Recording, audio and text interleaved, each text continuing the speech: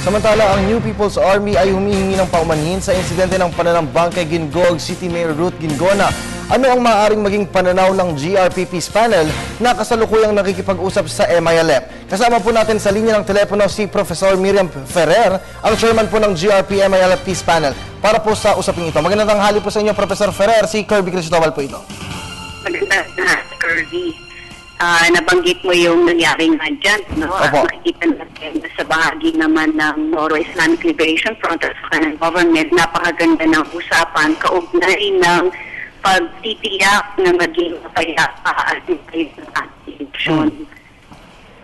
Professor, pero medyo nagpuputol-putol lang po yung linya ng komunikasyon. Kung mobile po kayo, pwede po sana na umihinto muna. Pero anyway, Mama, ano po ba kaya yung maaaring relevance po ng NPA attack kaugnay po dun sa peace process po ng ating bansa? Professor Ferrer?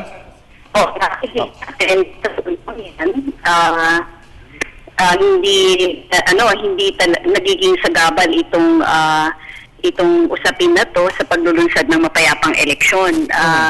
Sa kabilang banda naman, sa ating usapan sa yung kahapon lamang, nagpirmahan ng government at saka yung MILF ng isang Memorandum of Understanding. Okay. Yung dalawang ceasefire committees kung saan pinangako nilang dalawa, iyakin nila na hindi maapektuhan yung ating ceasefire ng ating eleksyon. So yung dalawa, yung MILF nangako na hindi siya magiging sagabal sa ating election personnel, din ng AFP at saka PNP election security personnel, gayon din ng ating mga election inspectors sa mga lugar kung saan yung aktibong kumikilos ang MILF. So nakita natin malaki talaga yung pagkakaiba sa nagiging policy ng ating MILF dahil na maganda naman ang usapan natin dito. Kung ikukumpara natin sa ibang grupo tulad ng NPA at saka ng yung BIFF ni Kato, yung humiwalay naman sa MILF. Apo, ma'am, bilang chairperson po ng peace panel po natin sa ngayon para po sa sa MILF, ano po ba yung hakbang na ginagawa po para naman po i-ensure yung security pagdating naman po sa mapayapang eleksyon sa darating po na Mayo? Ito nga, nagpirmahan kami kahapon yung ating ceasefire committees, yung ceasefire ng committee ng government at saka ng MILF, pinirmahan nila yung Memorandum of Understanding kung saan nagkaroon sila ng mga hakbangin, guidelines, linatag nila yung guidelines matiyak itong peaceful elections natin. Unang-una na, sinasabi dito sa guidelines ito, magkakaroon ng coordination at saka yung pagkilos ng iba't ibang puwersa sa pagitan ng AFP at saka ng MILF para siguradong hindi magkaroon ng hostilities during the election period. At meron din coordination, kung magkaroon man ng incident ay titiyakin na hindi ito lalaki sa pamamagitan ng maayos na coordination at saka kung ano pang assistance kung meron displacement na mangyari.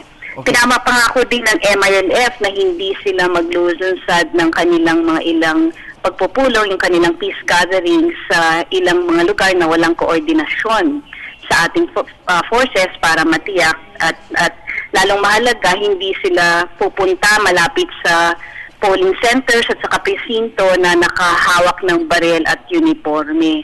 So pinagbabawal ng mahigpit yan ng leadership sa kanilang tropa yung paggamit ng baril, pag-display ng firearms at ang kanilang malinaw na instruction ay observe yung ating gun ban during the election period. Okay po. Professor Ferrer, hanggang kailan po yung implementation po nitong memorandum po na pinirmahan po natin para po sa pagpapaiting po ng kapayapaan pagdating po sa halalan? Ang MOU ay effective from April 15 up to May 20, 2013. So inaasahan by that time makakapag-pull out na yung ating mga election personnel at saka election equipment dahil maayos nang nailunsad ang election. Okay, at bilang panghuling pananalita po, ma'am, ano po kaya ang maaari niyo pong maipanawagan po para naman po sa ating mga kababayan para po hindi na maulit yung nangyari po kay Gingoog Mayor Gingona po? Ang masasabi ko lamang dyan, talagang hindi naman yata dapat nakita natin isang halimbawa sa pagkakataon nito ng MILF, hindi naman meron silang pagkilala sa ating mga, sa ating kahalagaan ng eleksyon, integrity ng ating eleksyon. gayon din sa human rights at saka sa international humanitarian law at masugid nila itong itinataguyod kung kaya napakaganda talaga na umabot na yung ating peace negotiations sa ganitong antas at naiiwasan na itong kaguluhan na nakikita natin sa ibang bahagi ng ating bansa kung saan ay may ilang mga armadong grupo na hindi nagre-respect, hindi rin nirespeto sa ating eleksyon, sa institusyon ng eleksyon bilang isang demokratikong proseso at gayon din sa mga batayang prinsipyo ng karapatang pantao. At syempre, katulad din po ng laging panawagan po ng mahal na Pangulong Aquino, maging mahinahon po tayo lahat, lalong-lalo na po parating na po ang midterm elections. Tama po ba yan, ma'am? Yan, kailangan po yan at man talagang maging peaceful and orderly ang ating eleksyon. Alright, maraming salamat po sa oras po ninyo. Si Professor Miriam Per, ang chairperson po ng MILF Peace Panel. Okay, maraming salamat din.